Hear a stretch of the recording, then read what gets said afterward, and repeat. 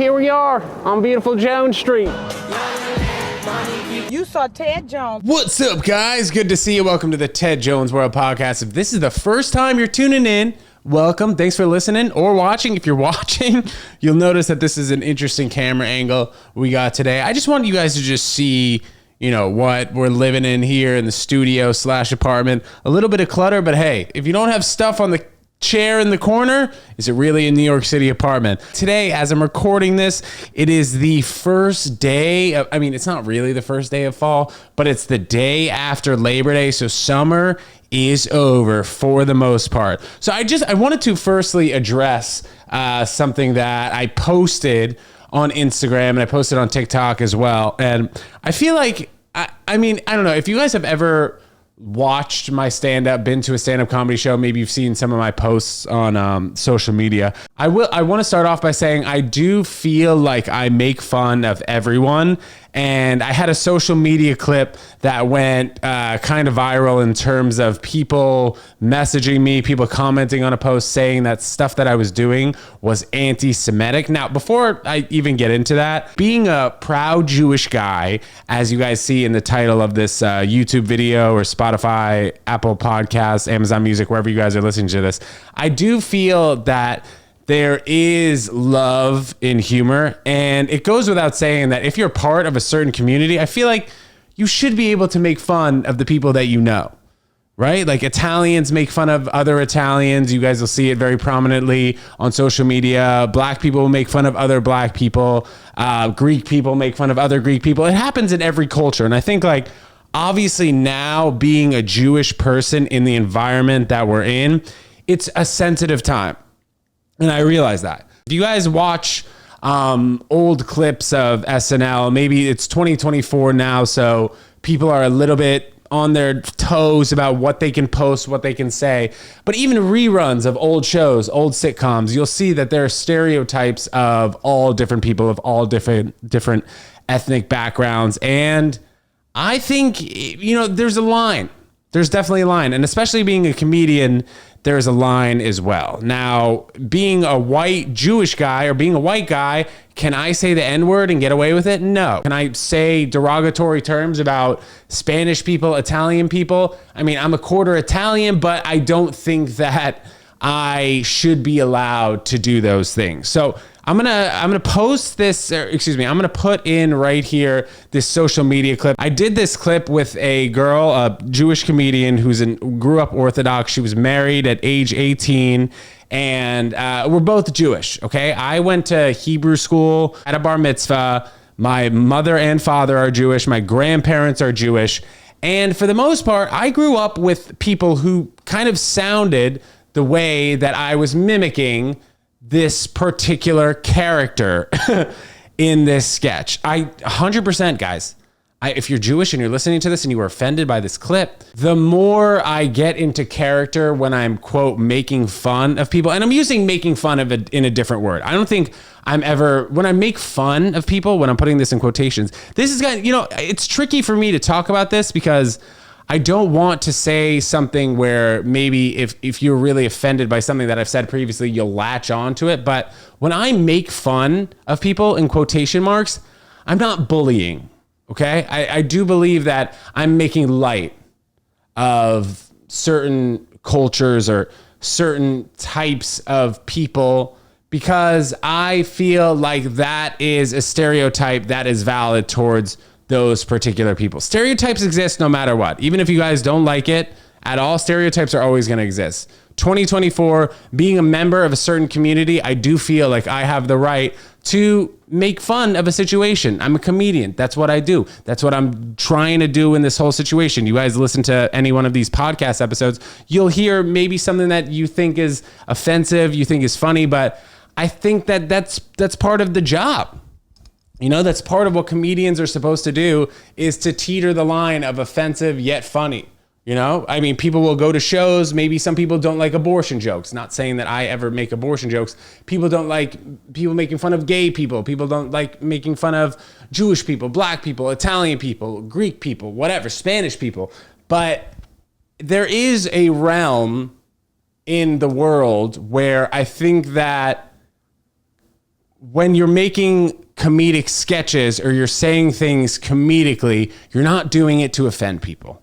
And I myself, I'm a very proud Jewish comedian. I know I've said this many times. If you guys have ever listened to the podcast, if you've ever heard me do stand-up, you'll hear me talk about my Jewish upbringing, my bar mitzvah. I can still do my Torah portion. If you look at my TikTok, I have Jewish clips of me doing my Torah portion to random people on the street when I do man on the street interviews. But I completely understand that it's a time in the world today where the subject of certain things are sensitive. But I'm going to play this clip, and if you guys have any immediate thoughts, please put it in the comments or message me, ted@tedjonesworld.com. Let's play the clip. Jewish in the Hamptons. Obviously, we get coffee at the Golden Pear. $17.50 for 2 coffee? Sweetie, should we stop for lunch? This is my lunch. Are you actually Jewish? Shabbat Shalom. Of course I'm Jewish. Oh my God, sweetie.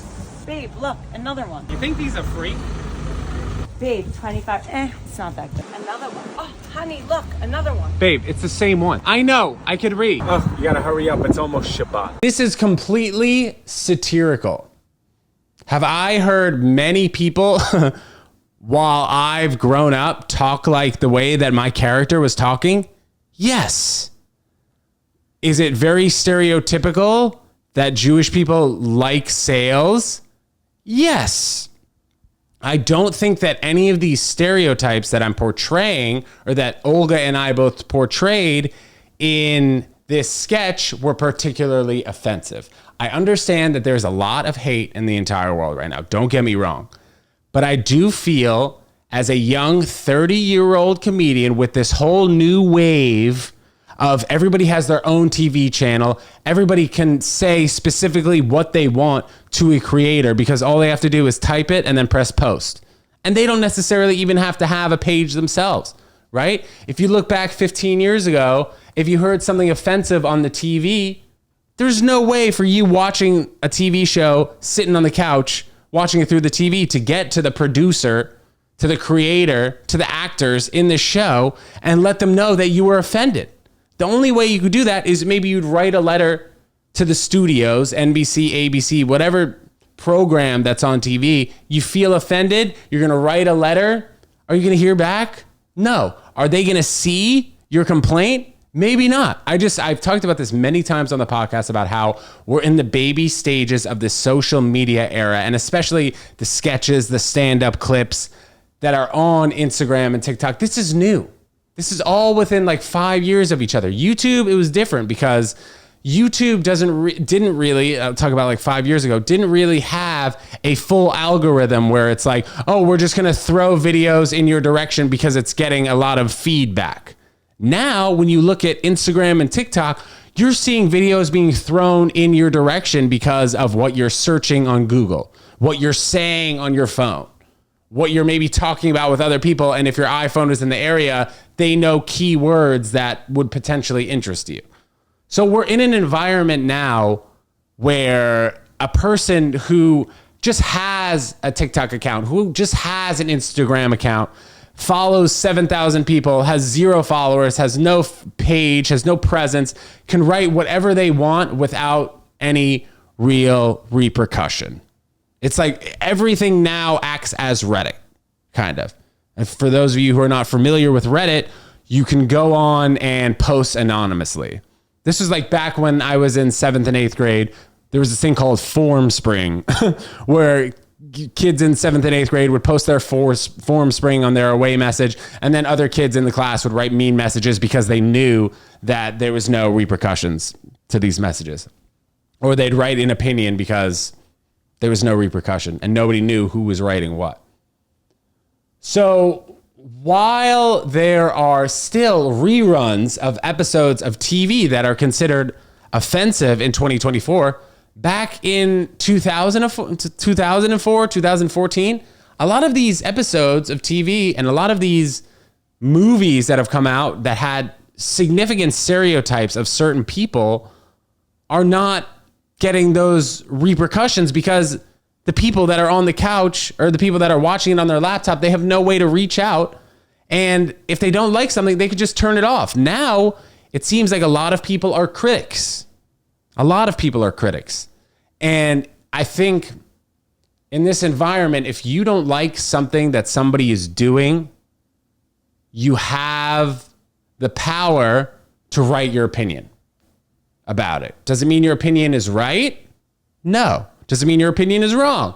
No. But I think that there is a lot of value in being able to say and do what you want to a certain extent. And especially in the career path that I have chosen. I mean, this is as you guys are listening to this is the 463rd episode of this podcast. This is probably the 5-year actually anniversary of this podcast that I've been doing this for 5 years, 463 episodes. I am so grateful and so thankful to live in a country like the United States where free speech is valued, right? I understand that there is an extent that you should not go to in certain things that you say because certain things are very offensive. And I think if you're part of a certain community, this is my opinion also. I'm not saying that I'm 100% right here. I think that if you're part of a certain community, you have the ability to stretch, teeter the line a little bit more. And you guys notice that maybe I'm speaking a little bit slower. It's because I'm trying to find the right words myself to say without being offensive. There's a lot going on in the world today where there's a lot of hate. And my job, I think that a comedian, a video creator, sketch curator, producer, whatever I'm doing, and trying to put out entertainment in the scope of entertainment, I think where I am supposed to provide value is taking situations and finding a comedic aspect to them. Now, that definitely does not go with finding horrible and tragic things that are going on and making fun of those horrible and tragic things. But when there's a stereotype that is a known stereotype per se, I think that in certain aspects, you can bring comedy to them. I think that's mainly what I want to say. If there are certain aspects and things that can be seen funny and you personally relate to it, why not post it on social media for a lot of people to see? I understand that it's a difficult time to be a Jewish American right now. It's difficult to be Jewish in any part of the world. But I'm a proud Jewish comedian. I'm a proud Jewish 32-year-old guy. I won't stop saying that. I'll always say that. I grew up Jewish. Many of my friends are Jewish. My grandparents are Jewish. I had great-grandparents who moved from Poland and Romania and came to the United States, came to Ellis Island. I realize that I am responsible for the things that I say, but I think that we're in the baby stages. Okay? I know I keep referencing that, 15 years ago, there was no way for a person on their Motorola flip phone to get in contact with somebody who was on TV. Now, everybody's got their own TV in their hand. Everybody's got their own channel. So if somebody watches the Ted Jones World channel and doesn't like what the Ted Jones World channel is posting, they have their own opinion and they can send it to me. Some of the messages that I was getting, I truly just did not buy. And if you would click on my profile, you'll see that I make fun of so many people. I make light of so many different situations. There's so many different ways that one could perceive the way that I'm talking about this podcast right here, but I have to be careful with what I'm saying. It's a different time for sure, but I just really want to say that if you're offended by anything that I do, you have the right to be offended. But I feel like in this particular situation where I've gotten a lot of feedback where people are offended, I have to say that I'm sticking with what I was doing on this particular sketch and post. if you come see me do stand-up, I mean, I do a ton of different voices. I do a ton of different characters. And that's just part of my comedic act, right? I make fun of girls, make fun of a bunch of different nationalities. Yeah, that's just what I do. I just feel that's like what I do. There's no real comedy portion of, of me just talking about this with you guys, but I feel like I had to address this. And I don't know if a lot of people who are just like commenting on my Instagram and TikTok or sending me DM are listening to this. But if you are, look, man, I'll say it again, bro. I'm a proud Jewish comedian, but I love Jews. I love everyone. I love everyone. I really don't feel like I have a racist bone in my body. If you're loving and nice and cool, I'll be friends with you. That's it. That's it. It's no problem. But yeah, okay. Well, that was enough of seriousness, I think, for this podcast. But I'm going to continue talking about this fall coming up, man. Being a stand-up comedian, as you guys have known with the amount of times that I've talked about this, it goes in waves from months to months. I did 48 stand-up comedy shows in August. I had the pleasure of doing 3 stand-up comedy shows in the Hamptons, which was very cool. Definitely a unique crowd out there. It's like it was like more senior citizens-esque, but I do feel like doing stand-up comedy in New York for under double digits amount of people on a Tuesday night at 10 p.m. is super valuable for the people that get barked in. And if you guys don't know what getting barked in, it's basically if you're standing outside a comedy club and you're like, oh, come in, hang out, come see our show, buy 2 drinks. Those are the people who are going to be the most difficult crowd members, right? Because they didn't plan out a night in the future to go do stand-up comedy. They didn't spend $25 and expect to, in a place like the Comedy Cellar, barking doesn't exist. Every single show is sold out. People book months, weeks. People book weeks, months in advance to when they're going to actually go see a stand-up show. So they're expecting, okay, next Wednesday night at 10 p.m., we're going to be laughing. If you're doing rooms in New York City where there's so much competition for people to do so many different things, it's difficult. And then you go to a place like Southampton where people know what they're getting themselves into, right? They're like, okay, next Thursday at Sticks and Stones Comedy Club, great spot, by the way, we're going to be laughing. It's going to be great. We're going to see comedians. Those crowds, in my opinion, are just going to be better. And once you develop an audience, this is from what I've heard from other established comedians, you hit the road, you do shows in front of hundreds, thousands of people. Those people are there for you, right? They're not just there for a random night of comedy. They're there for you. So the crowd is hot, as they say in the stand-up world. It's a hot crowd. They'll laugh at things that maybe it's more difficult to laugh. It's more difficult to get laughs when you're at a certain place. But yeah, man. So yeah, stand-up comedy is it's an interesting game now because you got to focus on the sketches. You got to focus on the vlogs. You got to focus on your social media presence because the social media presence now is what brings you ticket sales. Right? Like I know I keep referring to back in the day, like 10, 20 years ago, if people saw you on TV, okay, that's where you would get your ticket sales from. You'd be on a network television show. Everybody's watching you at home. Oh, this guy looks funny. Let's go see him live. Let's see if his stand-up is funny. Now it's like you kind of got to grow your social media page and your stand-up at the same time. And there are people who have hundreds of thousands, millions of followers. And then they're like, okay, how can I cash in on this more so? Let's start stand-up.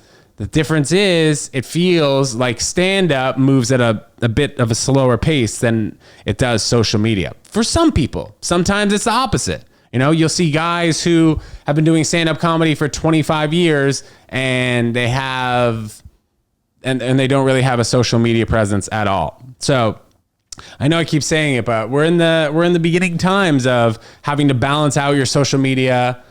What's okay to say in social media, what's okay to say in a live event in front of a live audience that's all your fans, that it's different, right? Like every single person who saw this particular clip that went, for every person who saw this particular clip that you guys just heard, or maybe if you're watching on YouTube if you're watching, every single person that saw that isn't a fan of me yet, but that's what I also mean, right? Like people are going to hate on it because they don't know what my humor potentially is like. They haven't listened to every single episode of the podcast. They haven't watched every single video that I've posted, every single vlog, sketch, these thousands of things that I've put out on the internet. They haven't watched that. They've seen one little snippet of a guy with the last name Jones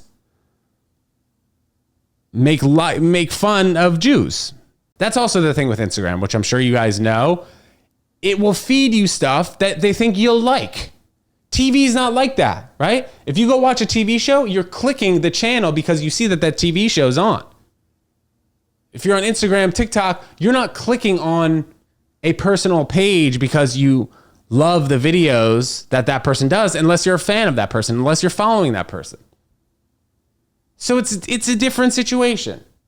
I'm happy. I think I'm talking through this with myself. I know you guys are here listening and, watching to what I'm saying right now. You're watching to what I'm saying. No, you're listening and watching what I'm saying, I should say. And I do have to be careful with my words, but videos will go to certain people that don't know my humor, don't know if I'm a comedian, don't know my background, don't know anything about me yet, right? It's just going out into the abyss. And then maybe people will share it. People will see like, oh, this guy, look at this guy. This guy's sick. He's making fun of people because this, because that. People have certain opinions. You're not going on the TV and clicking a certain channel that you love these characters because you've already seen 20 episodes of what they've done. If you've seen 20 of my videos before you saw this one particular video, guarantee you feel different. You feel different. If you've listened to the podcast, you feel different.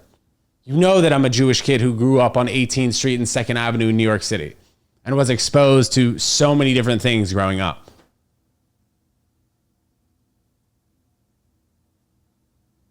So I tell all you guys all of this with love, and I just want you to know that I always want to spread love, not hate, for real. And by the end of this, I know I don't really talk about it so much on the pod unless I have a guest over and they ask, but I'm vegan also. I want to spread love that way too, man. Help the environment, help the animals, help everyone, all people. And the more I do this, the more I do truly want to help people. It's a tough world we're living in as I'm sitting down over here. I keep saying that, and I know I keep saying that I keep saying things, but I just want to reiterate that I never mean to offend people to the point where they'll get angry, but I think that there needs to be laughter and love in the world. But that goes without saying. You can laugh with everyone. Laughing is the universal language. Smiling is a universal language. So is love. You don't need to speak the same language as someone to smile at each other on the street. Give someone a little wink. Words can be misconstrued and taken in certain ways because not everybody speaks the same language. I mean that in figurative way. Spanish and English are not the same. French and German are not the same, but people laugh the same way. People love the same way. So if I did offend you or I have offended you in the past, that's never my intention. That has not been my intention since I started to really do stand-up comedy full time. And as you guys are listening to this is like the 5-year anniversary of this podcast. So I think this is an interesting time for me to address the things that I've said in the past and things that I've done in the past. But yeah, if you've ever been offended by me, it's never been my intention. I love each and every single one of you. And if you guys know me, if you ever get the chance to meet me in person, say what up, we could talk about it, but I do really appreciate every single person who's ever listened to one episode of the podcast. If you've ever watched an Instagram, TikTok, a Snapchat, whatever it is, I do really appreciate it. And it's all love. It's always all love, as I'm sitting in my, in my cluttered apartment over here, just talking into a microphone, thinking in my head, is this the right thing to say? Is that the right thing to say? I don't want to ever really censor myself so much, but if you guys notice in this episode, I didn't really do so many cuts, but there were some times where I was at a loss of words and I didn't really know how to put my thoughts into the microphone rather. But just know that it's all love, and just know that I keep saying it. I'm a proud Jewish comedian who grew up in New York City with an extremely diverse group of friends, people around me. And if you ever watch some of my comedic material, I'm probably going to make fun of you. No one's really safe, okay? Guys, thanks so much for tuning in and listening. This is the Ted Jones World Podcast. We'll see you guys next time. Thanks so much for listening. Peace.